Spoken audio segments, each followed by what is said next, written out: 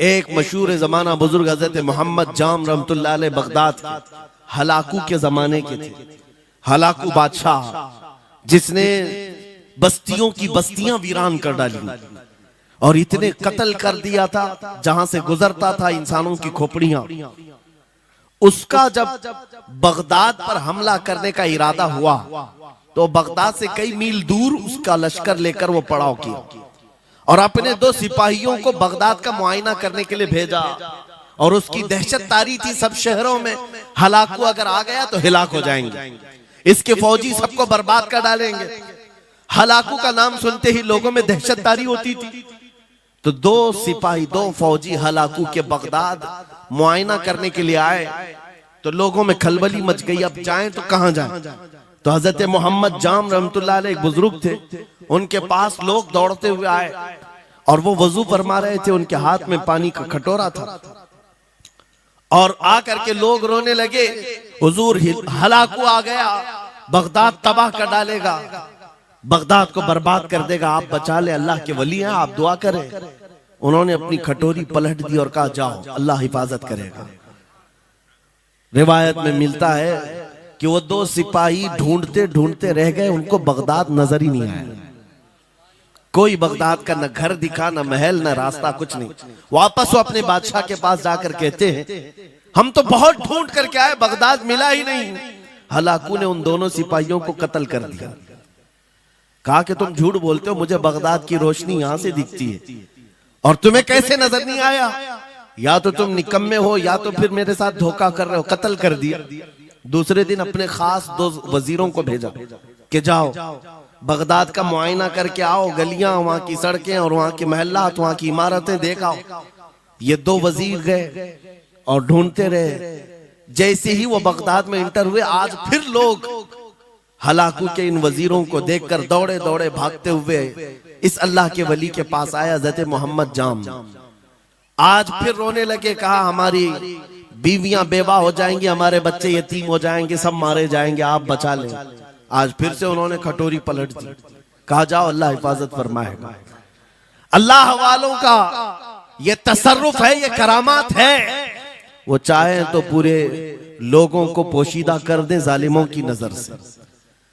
दूसरे दिन वो वजीर भी ढूंढते रह गए, उनको भी बगदाद नजर नहीं आया। वापस गए, बादशाह के वो बड़े मोतमद लोग थे, कहा कि हम भी गए लेकिन हमको बगदाद नजर नहीं आया। हलाकू को बड़ा ताज्जुब हुआ, ऐसा कैसे हो सकता है? लोकेशन बिल्कुल सही है, हम सामने चंद मील के फासले पर है और इनको बगदाद नजर क्यों नहीं आता?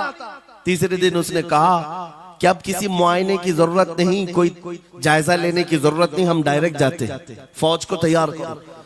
पूरी फौज को लेकर के जब तैयार होकर वो बगदाद के सरहद पर आकर खड़ा हो गया, उसके जंग का बिगल बजा और तबाही के आवाजें आने लगी, तो आज लोग फिर दौड़ते हुए हजरत मोहम्मद जाम के पास आए और उनसे रो रो कर गिड़गिड़ाने लगे, कहा आज तो आफत आ गई, बड़ी बला आ गई। तवज्जो से सुनना मेरे अजीजों, आज आप अगर ना बचाएं तो सब तबाह हो जाएंगे, बर्बाद हो जाएंगे।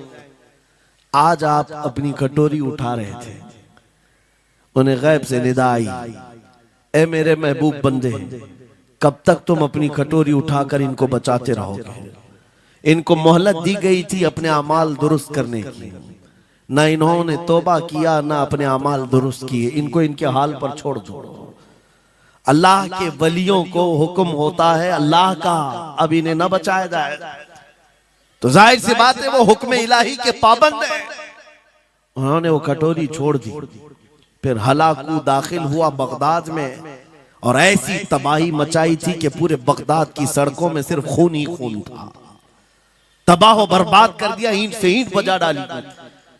इस वाक़े को मैंने पढ़ा, उसके बाद ये महसूस हुआ अल्लाह के औलिया इकराम मदद जरूर करते हैं, लेकिन एक वक्त तक, जब वो वक्त आ जाए अल्लाह की तरफ से मना हो जाए कि ये कौम बड़ी सरकश है, अब इनकी मदद ना की जाए, तो फिर ये हाथ उठा लिया करते हैं और इनको हालात पर छोड़ दिया जाता है। अजीज़ान गिरामी वक़ार, औलिया कामिलीन की करामतों पर भौंकने वालों से भी मैं यही कहूंगा, वो चाहे तो पल भर में हालात हमारे बदल दें, चाहे तो जमीन को उलट पलट दें, लेकिन वो अल्लाह के हुक्म के पाबंद होते हैं। और लोगों के लिए ये बात है, नसीहत है कि जब ऐसे हालात आ जाएं, आप इधर उधर भागने की बजाय पहले अपने दिल की तरफ देखें, कहीं मेरे गुनाहों से दिल के धब्बे बढ़ तो नहीं गए, मेरा दिल सियाह तो नहीं हो गया। सच बताओ मेरे अजीजों, इतने सख्त हालात के बाद कितने लोगों को ऐसी तौफीक हुई कि रात का अंधेरा छा गया हो और तौबा करने का जज्बा बढ़ गया हो, रात के वक्त बैठ करके रोने लग गया हो। फिलिस्तीन के गज्जा के उन मुसलमानों की हालत सार को देखकर